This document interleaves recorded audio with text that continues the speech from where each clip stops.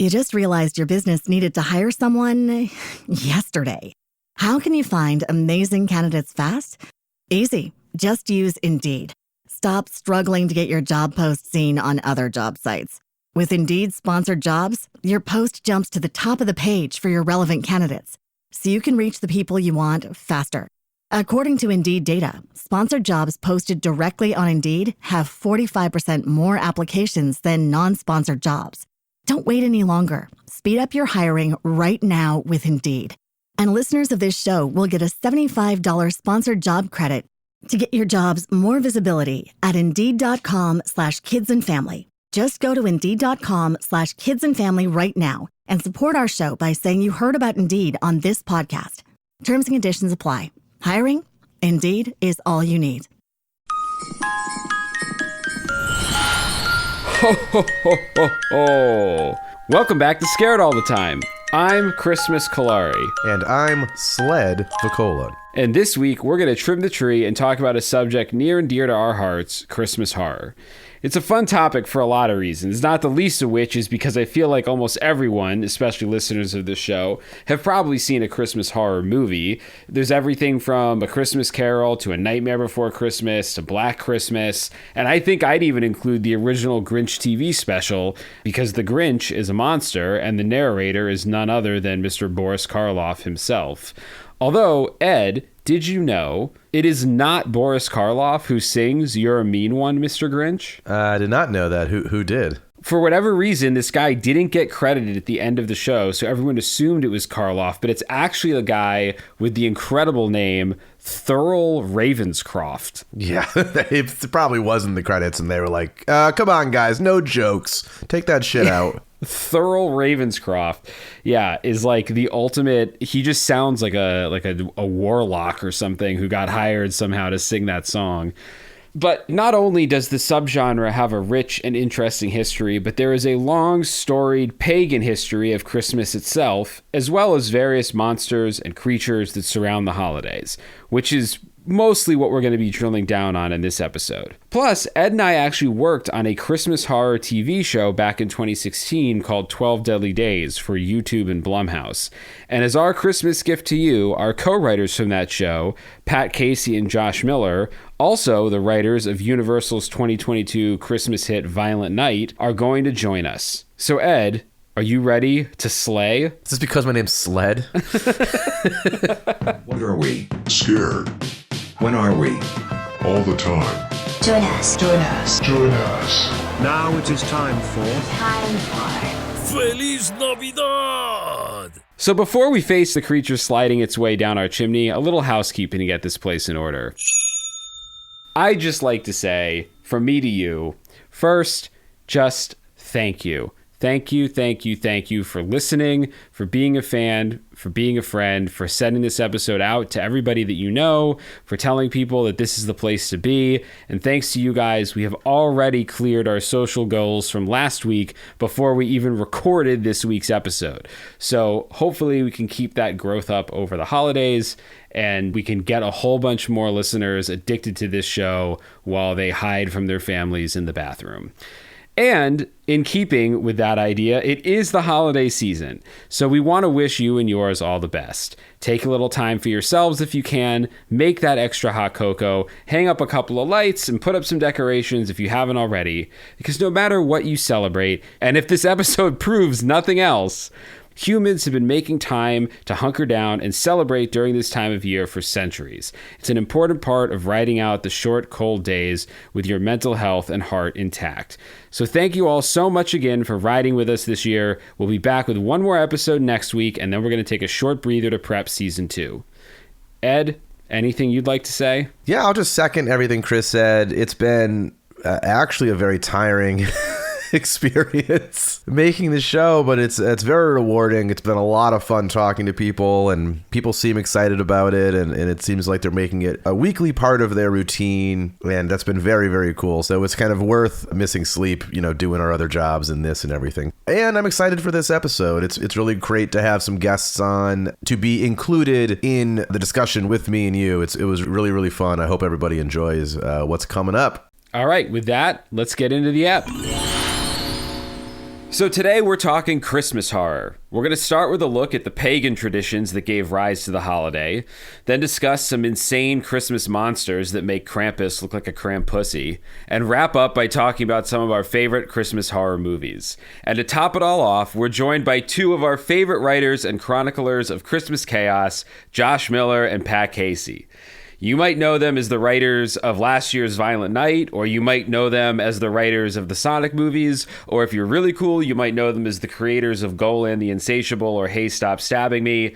But whatever you know them as, Pat and Josh, welcome. Hello. Hey. This is the voice of Josh. This is the voice of Pat. Oh. Glad to be here, guys. You guys have very good podcast voice. Ed and I feel like our voice kind of sounds the same sometimes, and people will be like, that was a really funny joke, Chris, and Ed said it or something, but you guys, everybody will know the difference. People do it to us who've known us for like years, and we'll be on a Zoom so they can see us, and one of us will make a point in a meeting, and then later on, like as like a compliment, they'll be like, I'll say something, and they'll be like, yeah, I mean, I agree with what Pat said, so.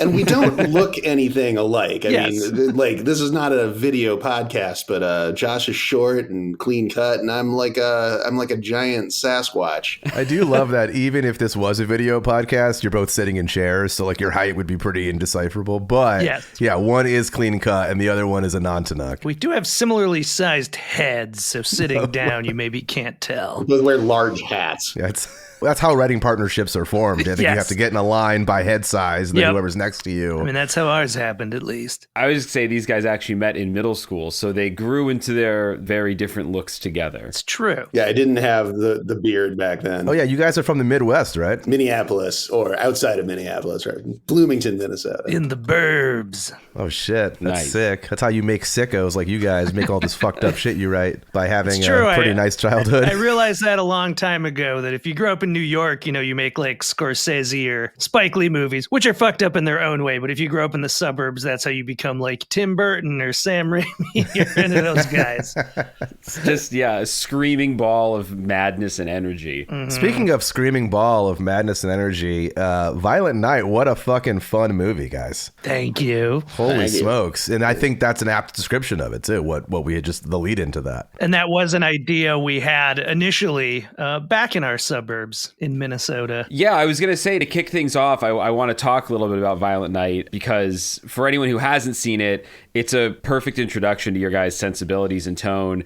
It's funny, it's inventive, it's sweet, violent, crazy, a screaming ball of energy, or whatever we just called it. And I know it has a pretty unique origin story. So how did the movie come to be? So back in Bloomington, Minnesota, we had this like local cable TV show when we were teenagers, you know, that we obviously were not getting paid for. It was at this station run by like one adult and all teen volunteers. So he kind of just let us do the craziest stuff. And one year for our Christmas episode, we did a bit where like we, the teenage stars of the show, were like taken hostage by other versions of us who were like recurring like criminal characters we'd done before. And then Santa lands on the roof to deliver presents and ends up doing a Die Hard like through the building over the course of this hour-long live TV episode. Oh my gosh. And we always thought it was so funny. The weirdest thing is the movie was actually getting made. I like dug those out. One of our friends has like the actual episode tapes. I only have copies of the like pre-taped sketch stuff. So it's kind of like only parts of the story. But I was shocked that we had zero Christmas puns in it. Like no wacky one-liners for Santa to say. No, your head wasn't big enough yet. I guess not. Yeah. But we always had this idea that every once in a while we'd be like, yeah, maybe we could do that. But I feel like we never even really seriously considered it at all because we thought it was just too stupid. But as it turns out, it was just stupid enough. You know, we brought it up. We had a meeting with our agents around the time Sonic was coming out about like, what should we go out and pitch? And we had a whole list of ideas. And then almost as the meeting was over, and we were like, oh, and we have one more. It's called a Die Hard Santa is what we were calling it at the time. Yeah. And everyone was like, yes. And that, like within days, basically, we'd had a meeting with David Leitch.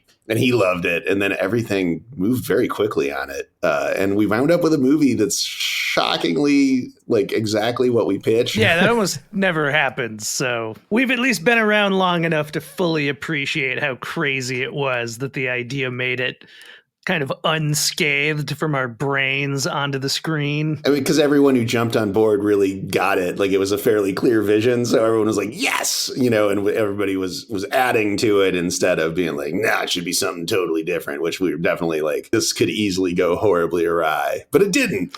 No, and it's a super fun tone that now I'm realizing, yeah, this came from the fucking heads of children, basically. But it's a super fun tone where it's like, oh, is it going to be just like fucking Die Hard? Is it going to be too silly? And it's not. It somehow strikes this incredible balance, this like high wire act of having like Die Hard style stakes, but also like we can have a Christmas pun. We can have a thing that's not going to take you out of it weirdly, because if you're in this wacky whirlpool, you're probably fine with it to begin with. My favorite line, which is actually not a Christmas pun in the movie, and it doesn't give anything away, is, and I'm paraphrasing, but it's Santa Claus being like, anyone know how to use these gizmos? Yeah.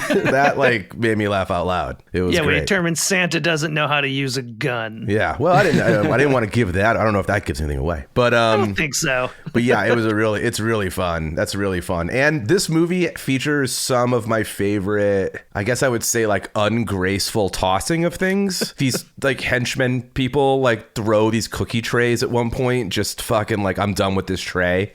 And then Santa Claus throwing that gun. There's so much just tossing of shit without a care in the world that I loved. And now that is the weirdest thing to take away from any movie, but I was definitely something I was like, oh, I love any time someone just tosses something. I'd love to see your like top 10 best careless tossing movies. Oh my God. Yeah. Well, if we start a Patreon, it'll be on there. Ed watches a lot of like schlock with another one of his friends, and the stuff they keep track of in those movies is like movies with wood paneled station wagons and movies with girls with blue eyes and it's like green just eyes. random green eyes. Sorry, things that whatever pops out to their own twisted brains. Pat's parents had a wood paneled minivan when we were kids. That's what I drove through high school. That wood paneled minivan fell to me. Oh my gosh. I'm surprised you made it to Hollywood with so many marriage proposals you probably got. Yeah. Well, wait, did the wood paneled van end up in any of the, because you guys made a feature length film every year from what, like ninth grade or something up through college? Ninth grade through the end of college. I mean, I know it wound up in a zillion things. It was in Murder Made Easy. There is a minivan in Hey Stop Stabbing Me for those who've seen it. And that is Pat's parents' minivan, but it's the one that replaced the wood paneled minivan. Yeah. I see. Well, Ed, keep an eye out. You never know when you might see some schlock with Pat's parents' minivan pop up in it. I want to add it to the bingo card for sure. So how many drafts did it take you guys to find the right balance of Christmas to violence to sweetness, or did it just was it sort of baked into the concept itself? It was baked in, and that was, again, we've been around enough that we could appreciate how easily that script came, because we've certainly had plenty, including things we're working on right now that, feel like hard work where you gotta bonk our heads together. But that one was also a special case where COVID had just started. This was like late March 2020. And yet people still thought there was going to be a writer's strike on May 1st. At the end of April. Yeah. So it was like, they were like, we really need this before the strike starts. And we were like, okay, if we're going to accomplish this, we're not going to like send you an outline. There's going to be no meetings. We have to just write this script. No one can even check in because, it's one of those things where I feel like executives and producers don't fully understand. It's like, if you just check in and don't even say anything, that can still derail us for like a couple hours, just like thinking about it or talking about it. Yeah, when they're like, how's it coming? It's like, oh, how do we respond to this? Exactly. Draft of this email. It's like, we need those 2 hours that you would have distracted us. So it all just kind of came. And again, it was such a clear idea from the get-go. And, there's always going to be hiccups where we're like, oh, how do we connect these two dots? But the tone was there from the get-go, thankfully. And the one thing our executive, Matt Riley at Universal, said to us before we were launched off for this uninterrupted writing was like, go crazy. And we're like, oh, all right. Well, yeah, we were afraid he was going to say, like, make it PG-13 or like, what if it's just a mall Santa? But he was like, just like, go big with the violence. And we were like, okay. Can Doosville. A good call. Well, yeah, the movie is fantastic. I really encourage you, if you get a chance to, I guess it's probably hard to find in theaters this year, but if you can watch it with your family and friends in a room together, there's some moments where people will jump up and gasp and laugh and yell at the screen, and it's a very good time, especially with some spiked eggnog in hand. So I will say, on December of 2023, I can't speak for someone listening to this in 5 years. It's on Amazon Prime. So if you have Amazon Prime, you can watch Violent Night right now. It is weirdly like one of my favorite things to hear is people saying that their like mom liked it, because I think everyone assumes it's going to be kind of a Bad Santa style movie, and we love Bad Santa, but you know, a movie that's sort of taken the piss out of Christmas. But we wanted it to be as equally schmaltzy in its Christmas movie elements as it was hardcore in its, you know, diehard John Wick style violence. I mean, my mom was definitely afraid to watch it. She told me afterwards, but she was like, I actually liked it. Like the title and the poster, I do think some people think it's about a killer Santa, a Santa killing kids. Yep. This Santa absolutely, that's the marketing. Yeah. And it is extremely violent, but the violence is definitely of the sort of itchy and scratchy variety. yes. Well, I mean, you get it pretty early on. I think you do a smart thing of like introducing the audience to a really fun Santa Claus, like a really fun version of Santa Claus. And then you don't kind of waste any time in also showing the audience that like he's a fucking sweetheart. So it's like he's a fucking grump. It's like he's not like a violent maniac. He's kind of just a grump. And so you're like, I'm on board with that because I'm old enough to be a grump about everything. And so I'm like, I see myself on the screen. But then when shit kind of gets real, you're like, oh, this guy's a sweetheart. And so yeah, it's not what you guys think. Don't let the poster dissuade you, people. Go watch this movie. It's got more elf vibes than Silent Night, Deadly Night vibes. Oh my God, there's a crossover I'd love to see though. Violent Night and Elf, shared universe. God, hope you find your dad, buddy. And it's just like fucking, and it's just like my dad's held hostage. Yeah. Well, while Violent Night is the latest iteration, the bleeding edge of Christmas, maybe not Christmas horror, but Christmas action, Christmas excitement and weirdness, the combination of Christmas and strange tales goes back centuries, if not further. It's really no surprise if you think about it. Halloween comes late into the year when the nights are getting shorter and the air is getting colder. And we find the fall to be a season of death when leaves fall from the trees and we memorialize those that we've lost. But as the year stretches on, the nights only get longer and the nights only get colder. And until relatively recently, like the last 100 years or so, winter was really fucking scary. Before indoor heating and modern food shipping and preservation was common, you just straight up die if winter came and you weren't prepared. I was watching a video the other day, and this stuff I don't even think about until, you know, something draws my attention to it. And I was watching this video the other day on YouTube, this channel called Townsend's, and there's this guy who runs this little village somewhere in the Midwest, like it's the 1800s. And he did a piece on how much of the year was just spent preparing food for the winter. And like so much of people's lives was just, you had to know when to harvest everything and how to store vegetables and meats different ways. And like part of the reason people started making meat pies was because they were easier to store meat that way. And then just like essentially, you know, do the 1800s version of microwaving them during the long winter. He pointed out basically how much of a slog and how boring a lot of life was. Well, I guess winter is coming as part of the vernacular outside of Game of Thrones for pretty much anyone before 1850.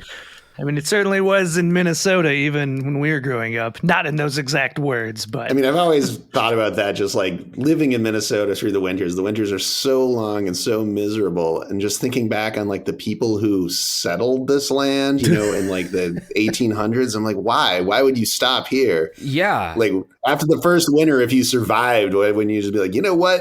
Maybe Missouri would be better, you know, just like head south like 500 miles and see what you find. I imagine, yeah, it's people who got to New England And then they were like, this is a fucking nightmare. And then they kept walking. And then they were like, by the time they get to Minnesota or whatever, like, I think it's like this just everywhere.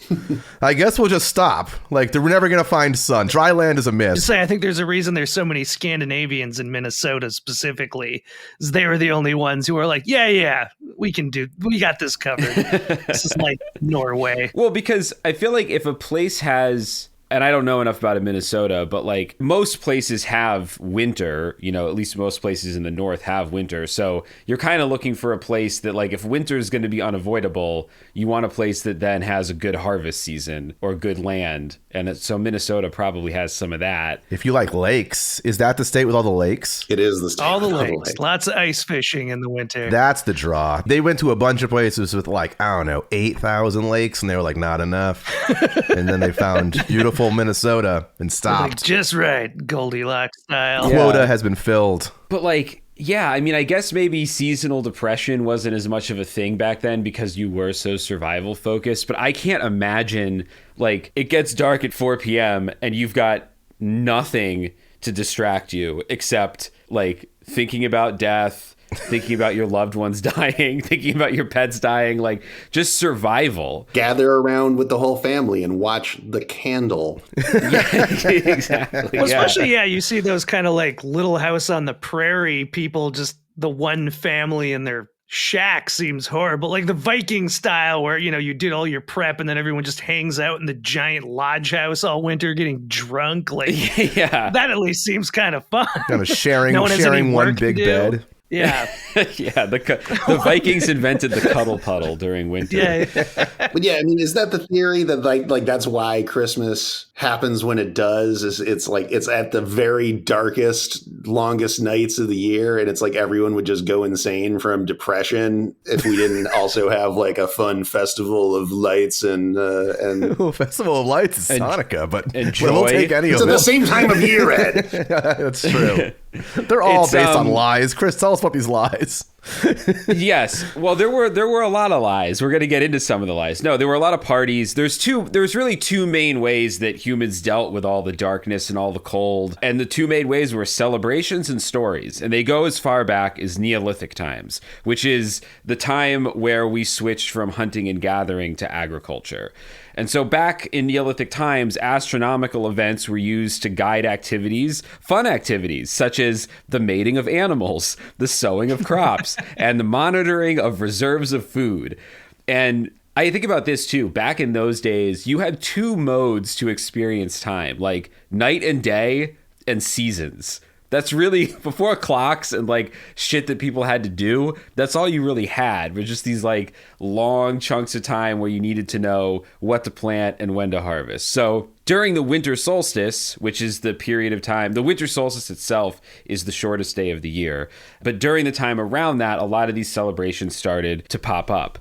And I think it was a mixture of they were depressed and they needed to celebrate, but they were also economically and physically dependent on monitoring the progress of these seasons. And when I was researching, a lot of cultures that you don't necessarily think of as having a midwinter celebration have midwinter celebrations. The Iranians celebrate Yalda night right around the winter solstice. Magi is celebrated in January on the Hindu calendar. And I found, so I'm not a Judaic scholar, and I was having a little trouble understanding where all of this came from. You're not? And we are anticipating several emails about pronunciation, so just know that up front. I found a Judaic legend from the Talmud that none other than Adam, as in like the Adam and Eve Adam, was actually the first guy to establish the tradition of fasting before the winter solstice. And I'm going to read this whole quote because it's so goddamn dramatic. I love it. So this is from the Talmud. Sorry, it's just, where did this fucking quote come from? A quote from Adam. Let's see who got this. When the first man saw that the day was continuously shortening, he said, "Woe is me! Because I have sinned, the world darkens around me and returns to formlessness and void. This is the death to which heaven has sentenced me." So he decided to spend 8 days in fasting and prayer. And when he saw the winter solstice and saw that the day was continuously lengthening, he said, "It is the order of the world." he went and feasted for 8 days, and the following year he feasted for both. So he was just like, I'm never doing that again. Wait, so this following year he feasted before and after? Like are we supposed to be fasting for Christmas? Because I've not been. Also, wait, is the implication there that he like caused the days to get longer because he fasted, or is That's it just how I a took it. coincidence? Yeah. And he liked doing it, so he kept doing No, it. Chris, you're saying he didn't ever again, right? Because I took that as what you said, Josh, which is like by happenstance, days started getting longer on day 8, and he's like, I did this. But then you said the next year it came around, and he's like, fuck it, I'm going to eat both times. Well, no. So I think I actually may have misspoke. He fasted. Oh, now you made us all look like idiots. No. Listen. He fasted when he saw the death to which heaven had sentenced him, when the nights were getting longer and the days were getting shorter. And then when the days started lengthening again, he went and feasted for 8 days, not fasted for 8 days. So No, we understood that, but then the following year. The next year he feasted twice, I thought was the rest of that quote. That's what I heard. Yes, no. The following year he feasted for both is the quote that I had. So I guess the following year he just decided he knew that it would happen, so he feasted when it got dark and feasted when it got light. That's classic Adam. I mean, that's that everything. He's fucking tree of knowledge, you know. What was Eve up to at this point? What did she think Adam was doing? But I guess I still don't understand, is the implication that he, by fasting, cosmically changed how light and day works? Or is this like that episode of Next Gen where Q became human and like was freaking out when he fell asleep until they pointed out like, no, you just fell asleep, and then you wake up and he's like, this happens to you every night? Yeah, I think Q, if I'm not mistaken, from some round table, I think Q is based on Adam. So that... I mean, he is immortal. Q is based on God, Ed. No, that's just... But Adam was based on God. The implication is that God of the Bible was a Q. I mean, I guess you're probably right. It's kind of like Jehovah is spelt with a Y. I hope your listeners are not religious. They're going to be horrified by our ignorance. Dude, every week we do or say something that people are horrified by our ignorance. It's not a big deal at this point. Yeah, no, I think... I didn't go to Sunday school. I'm sorry. I went to Monday school. It was the worst. Part of the reason I couldn't quite track this down is because, like... because it's made up. This story isn't part of like the Torah. It's part of the Talmud, which is a different set of stories. And so I was a little bit confused about where it came from. But even if you went to Sunday school, I don't think you learned this Adam story. I think this is like bonus content, I think, for the Bible. Just for Patreons. I'm pretty sure every time someone has talked about bonus content from the Bible, it's always usually bad. Yeah, I feel like in my elementary school, they just taught us the, ants and grasshopper Aesop fable. Yeah. We all know that one. Yeah. That was our winter moral lesson. Well, what was was it Book of Thomas or whatever? The one that's just like the years that like are cut out in the Bible?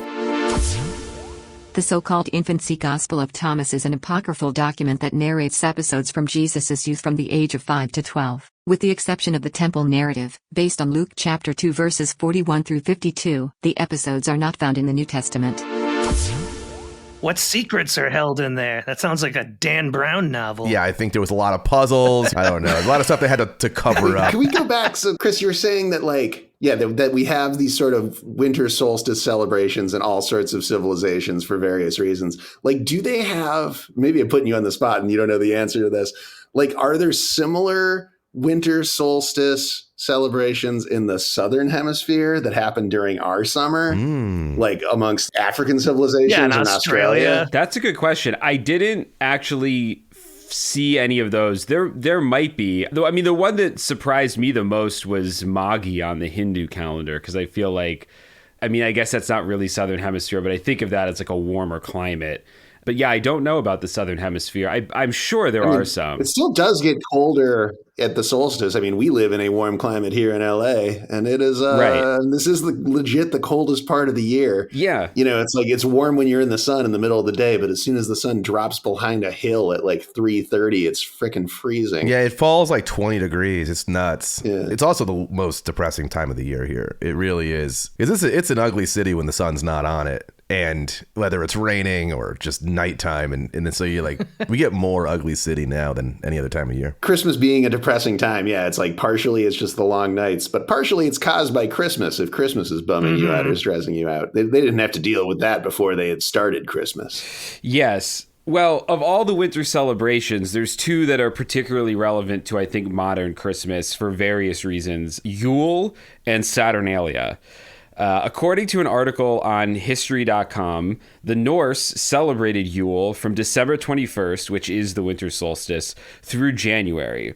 And in recognition of the return of the sun, fathers and sons, this is the most Norse celebration I've ever heard. Fathers and sons would bring home large logs, which they would then set on fire, which gave birth to the Yule log tradition that we still celebrate today. Although, as an aside, you guys maybe can fill me in on this a little bit, but like, I know Yule log is a Christmas term, but I've never really associated it with, like, it's a Christmas term that doesn't really mean anything to me. Like, do people have a Yule log still that they burn, or is it just sort of a vague... I never knew anyone who did it as part of, like, a celebration. It was more you would just buy those, Instalog things to make your fire lazy to start. Yeah. I mean, yeah, it's like this idea that this was a Yule tradition for the Vikings to be like, to have a fire. They were having a fire anyway. It was winter. And I like to imagine they were going out. I mean, I guess maybe for the Yule log, you get one particularly big one and just be like, this one's special. Yeah, I like to imagine that they were all going out in the woods and coming back like Schwarzenegger at the beginning of Commando, where he's just carrying an entire tree, basically. And then on the non-Yule, you're just like burning some other logs. It's like, why is this one not as good as the Yule log? It's like, this one is bullshit. It's nothing. We burn it for warmth. The Yule log we burn for celebration and also warmth. Identical warmth. Everyone step away from the Yule log. That is not for warmth. That is for constant viewing and contemplation log. Fucking get away from it. It is. These logs must have been huge. I mean, when they say log, they must have been entire trees, because they would feast until the log burned out, which sometimes would take up to 12 days. And they also watched all the sparks coming off the log, because they believed that each spark represented a new pig or calf that would be born during the coming year. Oh, it's like how angels get their wings. Yeah. Which it's just like, there's no way that's possible. There's too many bells going off. And so too many sparks. It's just not enough pigs fucking for this to work out. I think Pat mentioned this earlier, but part of the reason this was such a party time of year was because this was also the year that they slaughtered a ton of cattle, so they wouldn't have to feed them during the winter, so they had more available meat than ever, and most of the wine or beer that was made during the year was finally fermented, and this was the time where they would crack the kegs and drink. So these parties got wild for days, and they were Vikings already. Yeah. So this was like the wildest of the wild. Christmas is the time of year, or is when you traditionally fatten up. A tradition we continue to observe to this very day. Yeah, exactly. True. Well, I also think it's funny that like the Yule celebration was so fucking good that like in our present day, we still talk about it, which to me is like if 600 years or whatever from now, there's some religious celebration. We're still talking about Fire Festival too? Well, where people like still reference a kegerator, or families like decorate a frat house together in like honor of those crazy parties back then. So I feel like the Yule party must have been doing something right. Well, also, it's two things. One, it's interesting that Yule still exists in any capacity in the English language. Well, it wasn't even fucking from the English language, but exists in our current, holiday time period, to the point where, and it's weird that none of us mentioned it, there's like channels, right? You can watch a Yule log. Like 24 hours of a Yule log burning or whatever. Well, I don't know if Chris is going to get to it. I mean, I think a lot of modern Christmas was, cannibalized from other European things like Yule. Oh, 100%. Well, and like the Vikings invaded England, and a lot of like English culture kind of is really just like Viking culture reinterpreted to fit into Christianity, right? Well, I guess that's the point I was getting at for part 2 of that thought, which was not even cannibal, but like how castrated in many ways. This represented a fucking rager, and now it's like Bing Crosby playing over a fireplace for 24 hours on like channel 3 after 10 p.m. or whatever, like just completely declawed what the Yule log tradition was. And I guess that's what so many of these things, when they've been folded into the Christmas tradition, has been like, we took the fangs out of all of it. We're just a lame version now. I mean, there's also a Yule log like cake, right? Where it's like a big chocolate, like a roll up cake. Like it's a giant, like a Lincoln log cake. I've never heard of that. I've heard of it as a Lincoln log in my secular community. No, my family makes log. It's log. It's not. They don't call it Yule log. Make log. Right after a cup of coffee, we all make log. Does it roll down? Does it roll downstairs? Does it travel in pairs? It's colored marshmallows wrapped in melted chocolate, and sometimes with walnuts. And then you kind of mix it all together in a bowl, and then you roll it in like wax paper into like a log shape, and then freeze it, and then you cut it into slices. The only thing I'll say is the original recipe were called Christmas window cookies because when you slice them, they look like stained glass. My family just calls it log, but maybe other people also call it log. Well, let's hope, because you're going to sound like a crazy if they don't. I think there's any number of vaguely log-shaped Christmas trees. Yeah, I just looked it up, Pat. The quote-unquote Yule log that looks like a big Swiss roll is actually French and is also called a bûche de Noël. At least it has Noel in it. God, now I want one right now. Damn it. Should we all take a fucking Bush Noel break? We'll just go to 7-Eleven and get some like Swiss rolls or ho-hos. Yeah. Close enough. You just realized your business needed to hire someone yesterday. How can you find amazing candidates fast? Easy. Just use Indeed. Stop struggling to get your job post seen on other job sites. With Indeed sponsored jobs, your post jumps to the top of the page for your relevant candidates, so you can reach the people you want faster. According to Indeed data, sponsored jobs posted directly on Indeed have 45% more applications than non-sponsored jobs. Don't wait any longer. Speed up your hiring right now with Indeed. And listeners of this show will get a $75 sponsored job credit to get your jobs more visibility at Indeed.com/kidsandfamily. Just go to Indeed.com/kidsandfamily right now and support our show by saying you heard about Indeed on this podcast. Terms and conditions apply. Hiring? Indeed is all you need. So, yes, there was definitely some Christian cannibalization of these different time-honored pagan traditions. And the place where we really feel that is the stuff that the Christians took from Saturnalia, which was a proto-Christmas celebration that took shape in Rome. And in Rome, this yearly celebration of Saturnalia was thrown to honor the pagan god of agriculture and time, Saturn, which I think is fitting because agriculture and time would really feel one and the same to ancient people who were just using time to harvest. Saturnalia interestingly enough, also a time period where they just added months for important people. Like the fucking calendar was such a mess for like 1,000 years. You'd think it would be as simple as like, snow's here, it's this. But no, they were like, oh, we got this guy, Augustine. He gets his own fucking month. We get, you know what I mean? And it's like throwing shit in. Like they weren't renaming previous months. They just added an extra month into the calendar. It's just popping in, I think. I mean, I'll look it up. I'll add a trivia about if I'm wrong. You think like if we're going to give, Augustus a month, we got to like somebody else is getting the heave ho rather than like. I think it was like landlord based. I think it was like we can literally get more money if there's more days in the calendar. Get, like, shorter or something? Or did the year just get longer and got like totally like depegged from like the actual coming of seasons? I could see like just a government bureaucratic thing where that happens. The people are pointing out like, but we need the calendar to know when to harvest. It's like, you'll figure it out. Dude, if you're a real fucking farmer, you'll just feel it, dude. Don't worry about it. Now, anyway, back to our 39-day months. There's 17 of them. Almost everything Ed said was wrong in different ways, but he was right that the calendar was an absolute mess until around the 1580s. By the time Caesar declared himself emperor, the Roman calendar was over 3 months off compared to the seasonal year. In an effort to correct this, one year had an extra 144 days, and was dubbed the Year of Confusion. With it came many arguments about whether additional rent, loan, and tax payments would be due. Eventually we would land on the 12 sweet months we got now, but people looking for rent, loan, and tax payments would stay the same. Like Ed said, wild.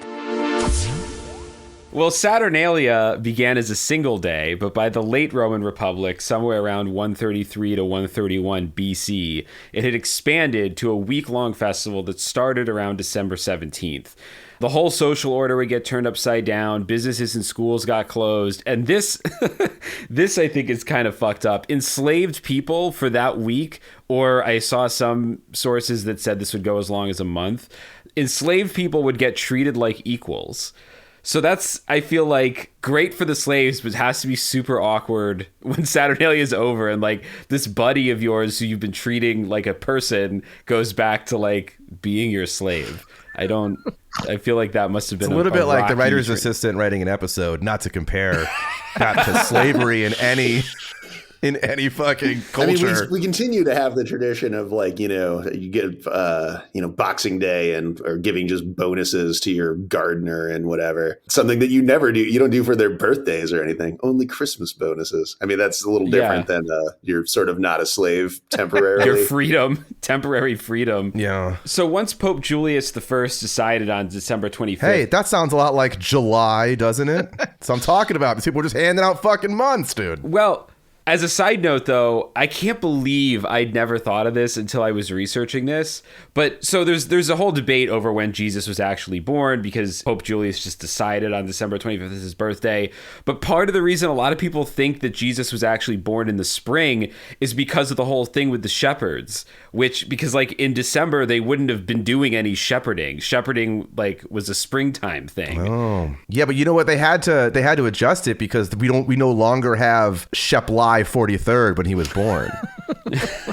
But like, what would their sheep be doing during the winter? Like, don't they still have to go out and? I guess they're eating like straw that had been saved up or something. Well, and a lot of them, from the other research that I was doing, it sounds like a lot of them got killed around the winter time. That's ridiculous. Never kill a sheep. You can make clothes out of it. You got to keep some sheep to get more sheep later. Like you don't have sheep eggs. You don't have sheep are born bad. Well, another thing that we've lost since the time of Christ, sheep eggs. Sheep eggs. They're delicious. So they were. So I hear. So once Pope Julius decided on December 25th as Jesus' birthday, the celebration of what was called the Feast of the Nativity started to spread. And I thought this was interesting. It actually became popular in Egypt first in the mid 400s and then spread to England by the 6th century, where I assume it also continued to cannibalize Yule traditions and ancient British traditions and kind of became what we think of as Christmas today. Because Saturnalia had a lot of what are the traditions of Christmas, including giving gifts, singing, lighting candles, feasting, drinking, and merrymaking. So the Christians basically just let Saturnalia continue. They just changed the reason for doing it. It was the same party. They just called it something else. Makes sense. Yeah, it's like when one business buys another business and then another business, they just put one name on both. Yeah, exactly. So they also, of course, scrubbed any human sacrifices that may have previously been associated with this time of year, of which I think there were a few. The one thing they didn't cannibalize was cannibalism. How ironic. Yep. Ding, ding, ding. So not only does Christmas have its roots in these pagan midwinter celebrations, but many cultures incorporated a whole menagerie of weird gods and monsters that would get up to no good around this time of year. And obviously, probably everyone listening to this knows Krampus, so we're going to leave Krampus out of this discussion for now.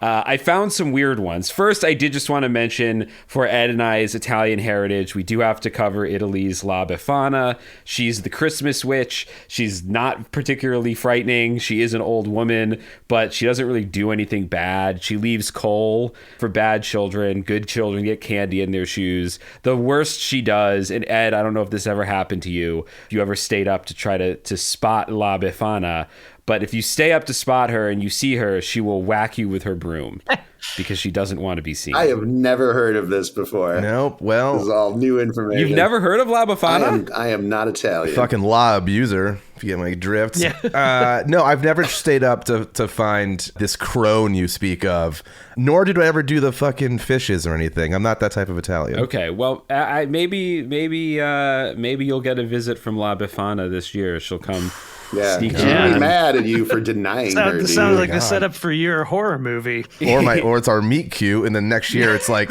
I'm dating her. But so she delivers coal to the bad. I mean, so she sounds like she's just Santa, basically. She's basically just Santa. It sounds like in some places in Italy, every kid gets some coal because it's a recognition that every kid has been bad. Very Catholic point of view here. Yeah, exactly, dude. Yeah. That's baked in. They get candy and coins and stuff, but La Befana leaves a lot of coal for a lot of people. In Germany, nearby, kind of connected to some of the ancient Germanic and Yule traditions, things start to get a little bit rougher. The ancient Germans honored Odin during their celebrations, and during Yule, Odin was believed to lead what was called the Wild Hunt, which was a spectral procession of hunters and hounds that would race across the night sky, and it was said anyone who caught a glimpse of it was sure to have bad luck in the coming year, which is sort of like, there's some Santa things with Odin and some anti-Santa things. It's just also it's such a dick fucking rule. Like, you could just be looking up. Like, it's so out of your control. It's like there's a couple dick rules throughout some of these legends, but Odin kind of looked like Santa. He was depicted as a wild bearded figure with a spear and a cloak riding on his 8-legged horse Sleipnir. So that's Santa-ish. But with an eye patch, right? Like, that's really what makes Odin different. He has an eye patch. I believe so, yeah. Yeah, I'm sure some crow, one of his own crows probably took his eye out or something. The guy was crow. He had a crow-based economy. I think he had to do it for a reason. He's had his own eye out, I think. Oh, God. Yeah, he like traded it for ultimate wisdom or something. He traded it for a horse with double legs. Yeah, he's like, oh, dude, I want that sweet 8-legged horse. I found another source that said the ancient Germans were terrified of Odin because during this wild hunt, he would observe his people and decide who would prosper or perish, which sounds a lot like he knows if you are sleeping, he knows if you're awake, he knows if you've been bad or good. Doing some nice and naughty sorting. Yeah, so I don't know. I mean, some places... He sorts the naughty 6 feet under, it sounds like, though. Some people really make the case that Odin is heavily connected to the Santa Claus legend. Some other people were like, no, it's kind of blown out of proportion. I don't know. Pat and Josh, when you guys were... Well, I don't know if you really even researched anything for Violent Night, but have you ever come across any Santa Odin stories? I'll tell you one I just ran across that's new this year, and I feel like might be slightly ripping off Violent Night, to be quite frank. Ooh. I mean, because Violent Night, the fact that Santa... Spoiler alert, used to be a Viking before he became the immortal Santa. Like, we just pulled that out of the air because we just felt like he just seems like a Viking. And we sort of had this idea to do a whole Santa origin story, but never pursued it because we felt like it would just be too wildly expensive. But maybe we get to eventually make our big giant Viking epic if the Violent Night franchise proves successful enough. But this Christmas, 1 year after Violent Night came out, there is a new comic book from DC Comics that I just read, Batman Santa Silent Night, but night with a K, obviously, because Batman's involved. Sure. In which we learned that Santa is real, and he was some sort of Norse demigod who was with Odin on the Wild Hunt and got left behind one Christmas. And since then... Santa exists and he fights supernatural monsters, but also delivers toys, and just fully exists in the DC universe as like a immortal Viking warrior. Dude, let's go fucking knock some doors down. Let's be like, we got to get to the bottom of this. I mean, imitation is the sincerest form of flattery. So thank you, DC Comics, for just admitting that we're great. Yeah, because the real reason we made Santa Viking had nothing to do with Santa mythology, and it was more classic action movie thing where you find out, the security guard at this mall used to be a Green Beret. Right. Yeah, he put that life behind him. Yeah, it was like, what was Santa's badass backstory that no one knew about? Right. Well, here's a Violent Night villain that perhaps Santa came across in the past. This lady starts to get really dark. In Austria and Bavaria... God, that part of the world, they can't help themselves. In Austria and Bavaria, they have Frau Perkta, the Alpine goddess. She was considered the guardian of the beasts and appears as in one of two ways, either as a tall, beautiful woman with porcelain skin, Or in her like Guardian of the Beasts form, where she appears as a tall figure with the long neck of a giraffe, the face of a goat, a long tongue, and crooked horns.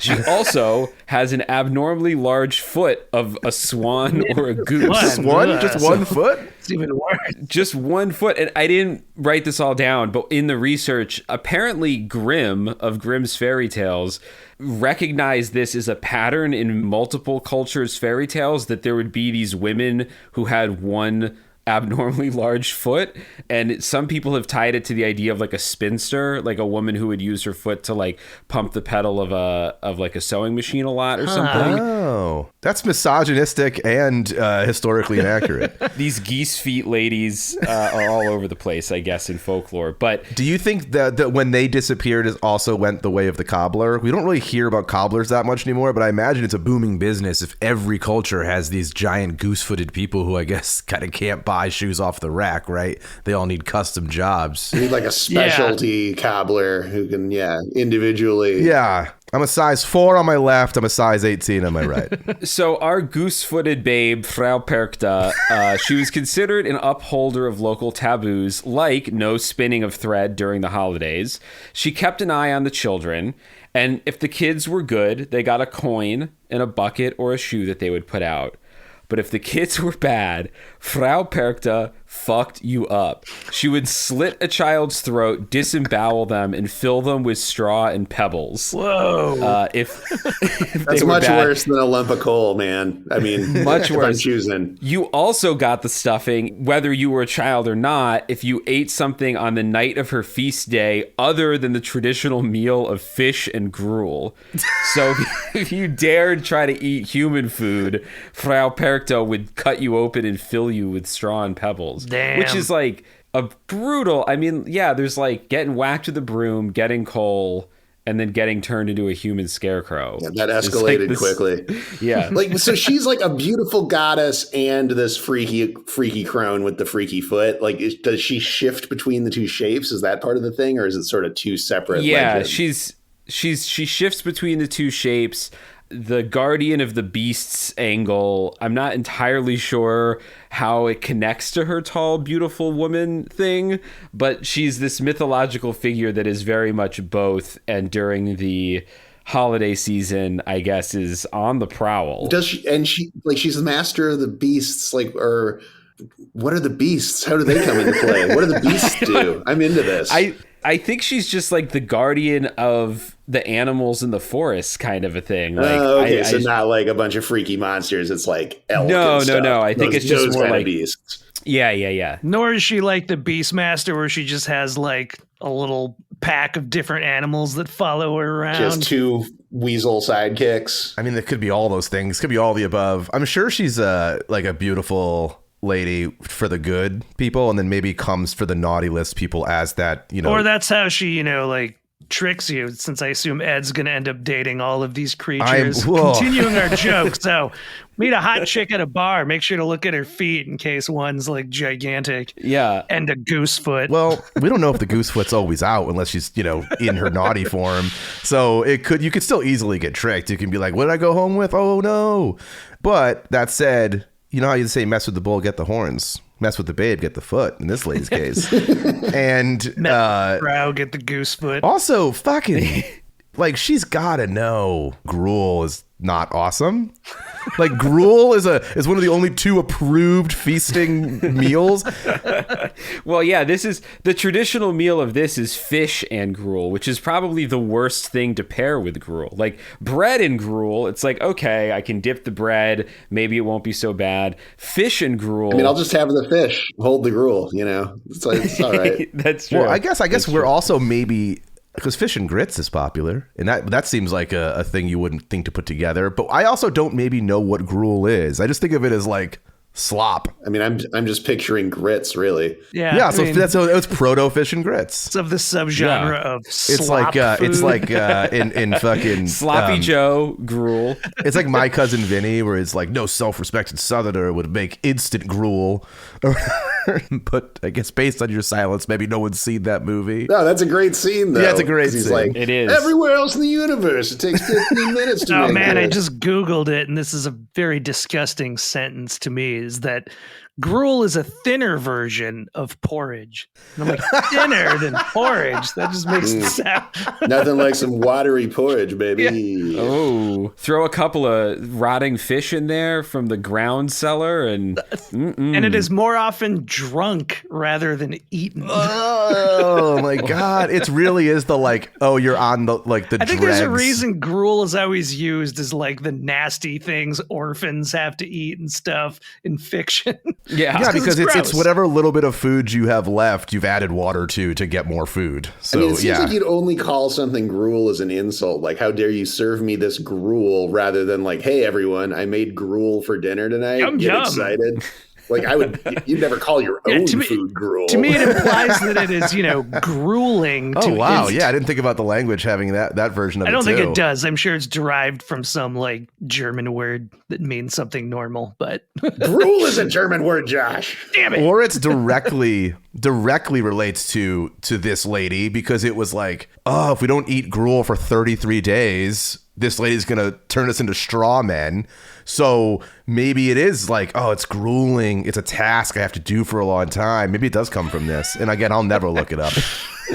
I mean, I'm doing it right now. You son of a Look bitch. it up. it's only a matter of time before some 5-star chef starts serving like deconstructed gruel at their restaurant or something. Yeah, Michelin and charging rated. $6,000 for It it. seems like gruel, the food, and gruel, the word, are not super connected. They're No, I spelled don't- differently? And Scrooge ate gruel in A Christmas Carol. He does? But I think that was a sign that because he was rich, but that was a sign that he was such a miser even to himself, is my guess why Dickens chose that. Just like Right. Warren Buffett only eats like 99-cent McDonald's. cheeseburgers and Diet Coke. Exactly. So Frau Berchta was kind of the cruelest, meanest, nastiest Christmas monster. But I wanted to touch on Iceland's Christmas monsters as well, because they not only have a lot, Bjork. but they're crazy. So Iceland has these two trolls who used to live in the mountains, and during Christmas they come down to the town. There's Grilla, who's an ogress with an appetite for the flesh of mischievous children, whom she cooks in a large pot if they're bad. And then there's her husband, Lepaludi, who's lazy and mostly stays at home in their cave. So this is a real sort of like lioness. The female is out doing the hunting for the troll couple. A real king of queens. Yeah, a real king and queen. You just realized your business needed to hire someone yesterday. How can you find amazing candidates fast? Easy. Just use Indeed. Stop struggling to get your job post seen on other job sites. With Indeed sponsored jobs, your post jumps to the top of the page for your relevant candidates, so you can reach the people you want faster. According to Indeed data, sponsored jobs posted directly on Indeed have 45% more applications than non-sponsored jobs. Don't wait any longer. Speed up your hiring right now with Indeed. And listeners of this show will get a $75 sponsored job credit to get your jobs more visibility at Indeed.com/kidsandfamily. Just go to Indeed.com/kidsandfamily right now and support our show by saying you heard about Indeed on this podcast. Terms and conditions apply. Hiring? Indeed is all you need. Now, Grilla and Lepaludi also bring the Yule cat to Iceland, which is a huge and vicious cat who lurks about the snowy countryside during Christmas time and eats people. If you want to talk about unfair rules, you guys want to guess how the Yule cat selects its victims? It's not just based on naughtiness like so many of these other things Is are. it if you give it wet food or not? That's certainly why my cat would choose its victims. The Yule cat eats those who have not received any new clothes to wear before Christmas Eve. Oh, it just punishes the poor? poor? It punishes the poor, apparently. Like if you just don't like get our new entire clothes. economic system. Oh my God. Yes. That cat's a true American. The Yule Cat lurks about scarfing these people down. But the real reason I wanted to bring up the Icelandic legends are the Yule Lads. Have you guys ever heard of the Yule Lads? They No, sound but I awesome. like them already. Yeah, Sounds I like hope a they. band. Yeah, what was their hit again? What song were they? I fucking love the Yule Lads. I didn't know about these guys until I was researching this show. The Yule Lads are the 13 sons of Grilla and Lepaludi. They're mischievous pranksters who steal from or harass people in town, and they all have very descriptive names that convey their favorite ways of harassing people. These guys are kind of, like, to me, they're like Cenobites if they were featured on like the Sleepy Time tea box or something. I'm not even going to attempt the Icelandic names, but in order of when they appear in town, here we go. You have Sheepcoat Clod, who harasses sheep but is impaired by his stiff peg legs. You have Gully Gawk. Legs both. Huh. Poor guy. Gully Gawk, who hides in gullies, waiting for an opportunity to sneak into the cowshed and steal milk. Then you have Stubby, who shows up on December 14th. Stubby is abnormally short and steals pans to eat the crust left on them. Then... Relatable. Yes. That seems pretty Then harmless. you have Spoon Licker, who steals and licks wooden spoons, and it's noted he is extremely thin due to malnutrition. Hold on. Before, I know you have more names, but it sounds like every one of them are eligible victims of the Yule Cat. They all seem so broke. I also feel like Stubby could share some of the pan crust with Spoon Licker. And then you have also Pot Scraper, who steals leftovers from pots, who also should be stealing with Spoon Licker. Looks like you should just team up with the pan guy. You could. Yeah. Then you have Spoon Licker's brother, Bowl Licker, who hides under beds, waiting for someone to put down their asker, which is a type of bowl with a lid, I guess, which he then steals.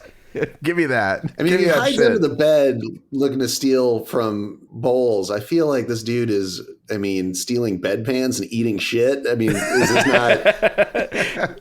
That would be a big oopsie for him if someone put down their bedpan instead of their asker. If you haven't been harassed by any of these Spoon Lickers or Bowl Lickers by December 18th, you might meet Door Slammer, who you might be surprised to find out likes to slam doors, especially during the night and waking people up. And then you have Skyr Gobbler, who has a great affinity for skyr, which is like a thick yogurt. It's very uncreative names they're giving. Really, truly some uncreative names. They don't get much better. You got Sausage Swiper, who hides in the rafters and snatches the Give me that sausages sausage. being I smoked. like how they each have like a signature hiding spot as well. Like they only eat one specific thing and they hide in one exact place.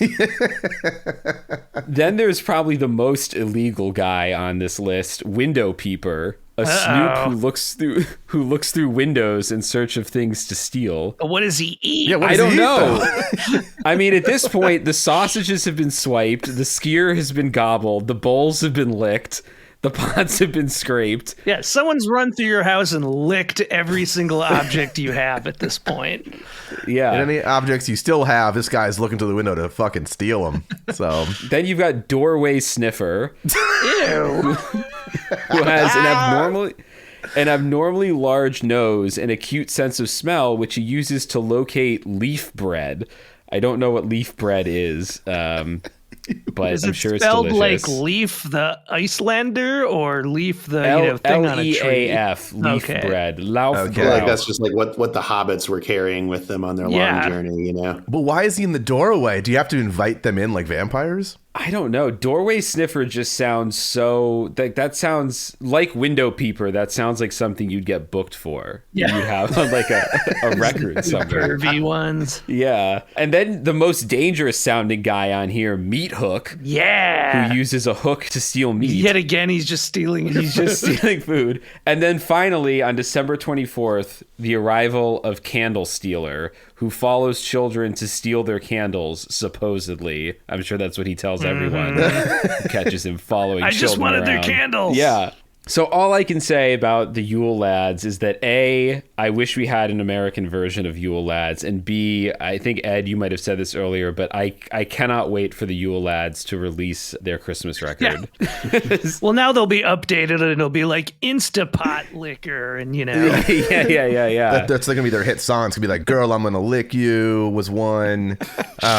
Never Saw a Bowl I Didn't Want to Lick was another one. Sniffing in My Baby's Doorway. Yeah. I Saw You Through the Window. Like, all the songs are fucking fun as hell now. I Thought You Smelled Like Leaf Bread. And it's like... And they all have groupies. Yeah, tons of them. George Foreman, grill scrapers, the hottest. I mean, it's funny just how many of these like Christmas monsters are like going after naughty children in particular. But it's like other holidays don't usually have this like judgmentalness to it, do they? Yeah, there's no like, I've never seen the Tooth Fairy be like, what's this got a fucking cavity in it? You dumb piece of shit. No money for you. Like, you're not penalized. The Tooth Fairy just wants to buy your teeth. It's a very straightforward transaction. Here's my theory on this. I was thinking about this the other day. I think because as far back as Saturnalia, this was a very gift-heavy holiday. And so I really think that some of the good and bad kids stuff is literally just ancient parents pretty quickly being like, this is a great way to get the kids to behave. To be like, listen, if you're good, you're going to get gifts. Finally, some leverage. Yeah, any parent I know who has an elf on a shelf says the same thing, is they almost feel guilty. It's such a great, zero parenting scam to get your kids Yeah, elf on a shelf, like the one weird Christmas tradition that is not thousands of years old because it only just started a few years ago because none of us had that when we were kids. Exactly, yeah. Yeah. It is funny that, like, it's been sanitized, though, because there was a time where it was, you know, because even today, I never got coal or anything. But, like, it used to be like, listen, someone's going to fucking disembowel you if you're not good this year. Well, yeah, they really... And now it's, I feel like it was probably enough to tell the kids they wouldn't get presents. I don't know who decided what kid was bad enough that mom was like, okay, you're not going to get presents, and a long-necked lady is going to come stuff you if you don't behave. Imagine it's December, you're stuck in your Viking longhouse, you can't even go outside to do anything, and your kids are running around. It's of course some brilliant parent would come up with that at some point. But did any parent ever just give their kids a lump of coal? Like back in the day, now it would be real hard. You had to be like, oh, I got to go out and get coal to play this mean prank on my kid. You got to reopen West Virginia's economy. But it's like back in the day, you just had coal. So you were like, I'm just going to get this coal and give it to a kid. But it also just seems so mean. Did anyone ever do that? You know, some asshole parent did somewhere. And they took the time to wrap it and everything. I was like, I guess you were bad. That's a great question for the listeners, actually. That's a good discussion for Facebook this week. We want to know the shittiest parent that you've ever heard of, who gave their kids something terrible on Christmas. Or just have you ever received coal yourself? And don't fucking lie about it, or else you're going to get more coal this year. Yeah, because our neighborhood growing up on Halloween, there was the house that gave you a toothbrush and condescending things Truly that. The coal of Halloween, for sure. Which, by the way, the only people looking out for us at night were chomping candy. The only fucking white hat in the block. Oh, man. All right, well, we'll wrap this up with a quick lightning round of... I'm sure everybody listening to this, or lots of people listening to this, have their favorite Christmas horror movies or weird Christmas movies that they like to watch. Yes, Die Hard. I've seen a lot of talk of Eyes Wide Shut also counting as a Christmas movie. Go ahead, watch it with your family. I'm sure it's a great time. I just wanted to do a quick lightning round. Kids love it. Yeah. Favorite Christmas horror movies. So Pat and Josh, we'll start with you guys. Pat, how about you go first? Favorite Christmas horror movie? I really liked, I hate to use the word favorite because I like a lot of things, but one that I think stands out and is great is Rare Exports. Oh, yes. Well, and that fits, in keeping in theme with this episode, I feel like I'm just going to rattle off ones that feel sort of rooted in weird mythology. And that's Rare Exports, definitely one. That's Finnish, too. Yeah, in which Santa Claus is truly he's a creature along the lines of some of these other creatures we've talked about, like a horrible monster who punishes naughty children. Yeah. Part of what I love about Rare Exports, too, is that I won't spoil anything, but it really... I kind of thought it was going to be one kind of movie, and it is just so much weirder. Yeah. Like, whatever you think it's going to be, it's not. It starts like sort of an Amblin entertainment movie and then sort of proceeds beyond that into weirdness or extra weirdness. Yeah, it gets wild. Okay, Josh, how about you? In keeping what I was just saying, like when I was thinking about coming on, I was reminded of a movie called Sint, S-I-N-T, which is a Dutch movie by a guy named Dick Moss, who made Amsterdamned, if you've ever seen that 80s slasher, and The Lift, which is like a killer elevator movie. Okay. But I feel like it came out, I don't know, like 10, 15 years ago. But I forget what the exact setup is, but it's like some, planets are aligning things. So like Sinterklaas or whatever they call him there becomes like super deadly every now and then. And what's fun about it, it's not like an amazing movie, but it's got a few great sequences where like the cops are after him. But unlike our Violent Night Santa, like he's like a monster who's going around like murdering people. But there's like a scene where the cops are chasing him and they're in a cop car on the streets of whatever Dutch city they're in. And Sinterklaas, who's like that classic old-timey looking version of Saint Nick, where he's got like a big staff and like a funny pope hat and is riding a horse. And he's like galloping across like the roofs of the buildings downtown. But it still kind of has almost this like Amblin-y thing where every now and then, we'll cut to people inside their apartments having Christmas, like hearing this. And then at one point, I think like the horse fucking falls through the roof. I should watch it again, but yeah, I love this logline. I've seen the poster. I've never seen the movie, but the logline is: the legendary Saint Nicholas comes to life under a full moon and terrorizes Amsterdam by trying to kill as many Dutch children as possible at Christmas time. Wow. Yeah, I was actually in the Netherlands when Sinterklaas parade was happening or whatever, and it was... Wait, does that have the Black Peter yeah, guys it's got in a lot it? of blackface, and I was like, ooh. I feel like Black Pete is being like phased out in the countries where he has typically been celebrated. Yeah, like it kind of lasted until social media and the rest of the world was like, wait, what? Wait, what are you doing? And they're like, no, it's cool. We're throwing candy. It's like, don't fucking distract me with candy. No, it's not racist because it's a tradition. There it is. Well, and then they were like, he's not black. He's covered in soot. He's not Black Pete. He's sooty Pete. But then everyone's still just like, no, this is not. That's almost worse. Well, you look at the pictures online. It's like, okay, so if you're covered in soot, why did your lips become bright red as part of your like makeup? Yeah. We're not buying this, guys. Nice try.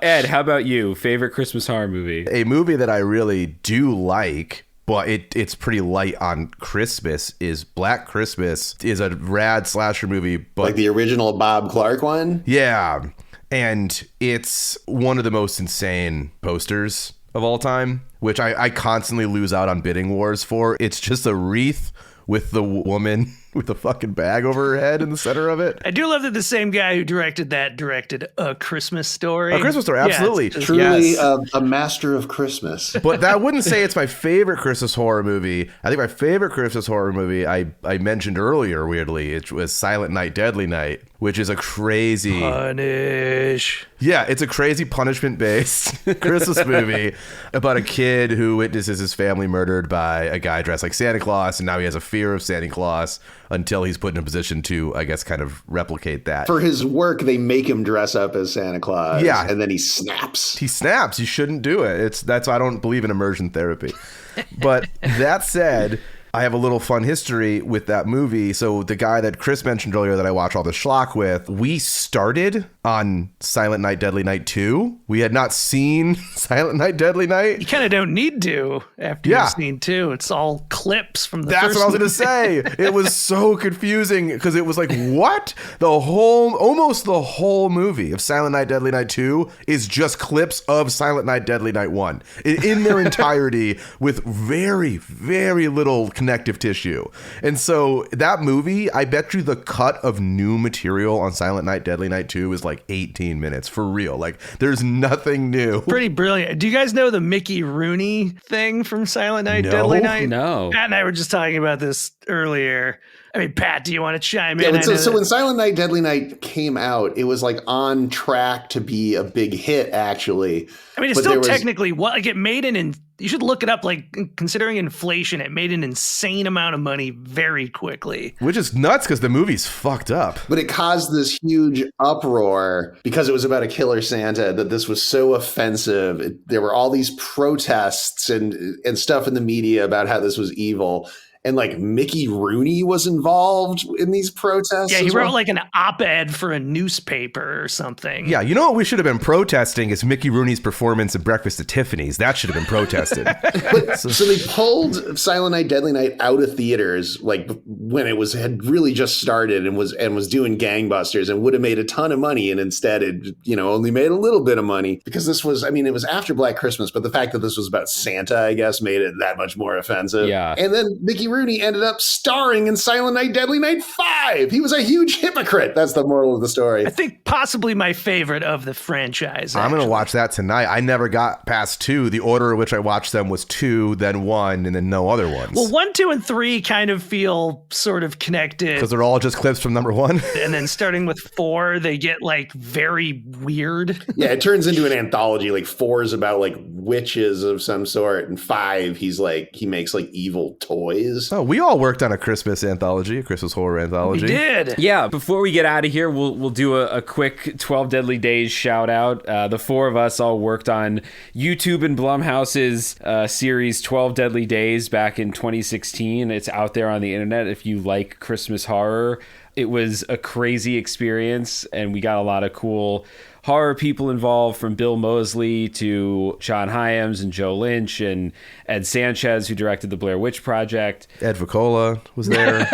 Ed Voccola. He was hard to get. It was. Yeah. It was far away. It's far. Pomona's far away. All the masters of Christmas were involved. Well, Yeah. I'm the only one born on Christmas Eve. That's what I brought to it. Oh, wow. Right. Pat's born close enough to Christmas for it to suck. Yeah, I'm like 6 days from Christmas. Yeah, Pat's still close enough to know maybe that one present in life. I don't know. Yeah. But yeah, there's something in there for everyone. So if you like Christmas horror, subscribe to YouTube Premium. I'm not even sure, honestly. It was for YouTube Red. If you have YouTube TV as like a cable alternative, like YouTube TV also gives you access to all the 12 Deadly Days. Oh, hell wow. yeah, fantastic. No, what's funny is it's like it was YouTube Red at the time. Like it was them trying to make original content. Yeah, which they named, I guess they were unaware of the RedTube, which is a website for something else. Yeah, dude. Which I hope to God there's 12 Deadly Day porn spin-offs. Oh, I have a porn question for you guys.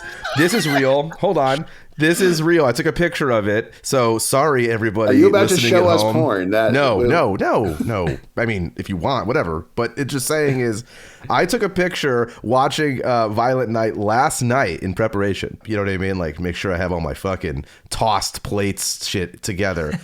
Now, Santa Claus's first fight, I guess it would be his second through the guy at the window, but when he's fighting the guy at the pool table and he's trying to find things in his bag to fight him with, he pulls out Die Hard on Blu-ray. But now I have a question about it. Just for the audience, I'm holding my phone up to the camera. This is the subtitle. So is it actually a porn spinoff called Die Hard On that he pulls out? Yeah, well, for people who aren't seeing this, yes, the subtitle automatically is Die Hard On as one word, Blu-ray, fuck. So that's why I thought, but that still works as like, okay, I got a little Susie doll. I got a Die Hard on Blu-ray. And so I didn't know if you were aware of this or if that was the original, if they just took it from the script is what I'm getting. I mean, I think if that's what it is on the Blu-ray, that's canon now. Yeah, so because they don't show it, it's a wrapped gift. So for all we know, it is a porn parody of Die Hard called Die Hard On, and someone requested that on Blu-ray for Christmas. And they were good this year, so they were getting it. Yeah. I mean, Hell yeah. Well, not now, I guess. It was thrown at somebody. But I'm glad that organically, as it often does, porn came up and I was able to ask, from the writers right here, get it on record. So if anyone else notices this on their subtitles, and this has been a burning question, I'm sure, in no one else's mind except Ed's, we now have the correct answer from the writers themselves. Which is they don't know. Because they don't know. This has been fucking awesome, guys. I feel like, are we gonna do fear tier? Like, I don't know if Christmas horror even has a fear tier. I would say the fear tier for this would just be which of these creatures would you want to be on the naughty list least, I guess, or most, or you know what I mean? Like, that's good. Wait, which is the one that like slits you open and stuffs you full of pebbles and straw? That's Frau Brechta. Yeah, so I'm also going Frau Brechta. Yeah, she's the real fucked up. Wait, is she also the one with the goose foot? Yeah, she's got it all. Yeah, she's bad got it news all around. Oh my God, future ex Mrs. Voccola. And I guess I would most want to be haunted by the Yule Boys because they seem pretty harmless and fun. Yeah, and they chill. seem dope. I think the Yule Boys I most want to take in and raise under a loving family. Like they're a bunch of orphans. I mean, they act like they're stealing, but they're also just kind of doing your dishes for you. So that sounds dope. Yeah, it has a real like Batman Begins, like the first time I met a man who stole to feed his family type of thing. My idea of theft. But you're right. They're like cleaning your dishes. It's like a symbiotic relationship, like those birds that eat the like stuff out of a crocodile's teeth. Yeah, yes. I mean, look, I think of the Yule lads, sausage swiper is probably my most feared. I don't want my sausage swiped. I don't want someone sniffing at the bathroom door. Yeah, exactly. Can you imagine you're going to the bathroom on December 22nd and there's just a nose at the bottom just looking for his leaf bread? Fucking disgusting. Like a cartoon, like Red and Stimpy nose that comes under the door and like on its own moves around, sniffing the air. Oh, fuck, man. Doorway sniffer's here. Get out of here, you fucking creep. Yeah. All right. Well, this has been awesome, guys. Thank you so much for doing this. Yeah, thanks again, guys. This has been a lot of fun. Yeah, it was fun. Happy holidays, everybody. Merry Christmas. I'm Chris Cullari. And I, for tonight, was Ed Voccola. And this has been Scared All the Time. We will see you next week.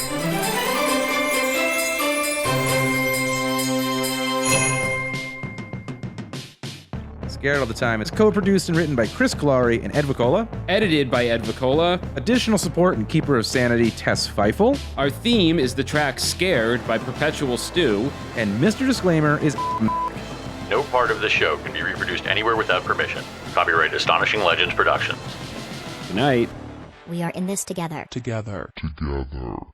You just realized your business needed to hire someone yesterday. How can you find amazing candidates fast? Easy. Just use Indeed. Stop struggling to get your job post seen on other job sites.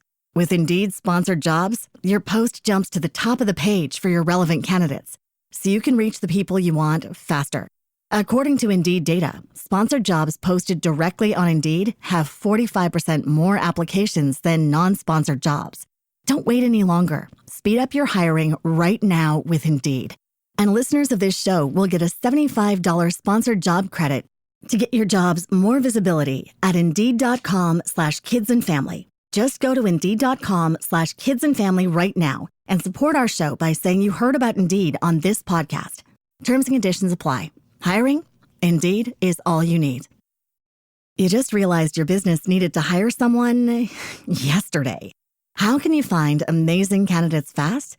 Easy. Just use Indeed.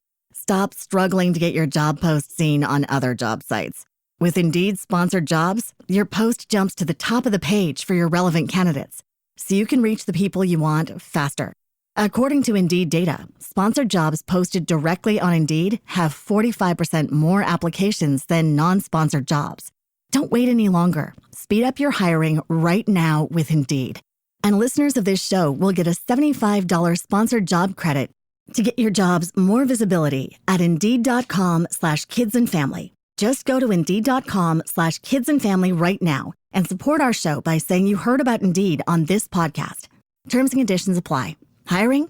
Indeed is all you need. You just realized your business needed to hire someone yesterday. How can you find amazing candidates fast? Easy. Just use Indeed. Stop struggling to get your job post seen on other job sites. With Indeed sponsored jobs, your post jumps to the top of the page for your relevant candidates, so you can reach the people you want faster. According to Indeed data, sponsored jobs posted directly on Indeed have 45% more applications than non-sponsored jobs. Don't wait any longer. Speed up your hiring right now with Indeed. And listeners of this show will get a $75 sponsored job credit to get your jobs more visibility at Indeed.com/kidsandfamily. Just go to Indeed.com/kidsandfamily right now and support our show by saying you heard about Indeed on this podcast. Terms and conditions apply. Hiring? Indeed is all you need.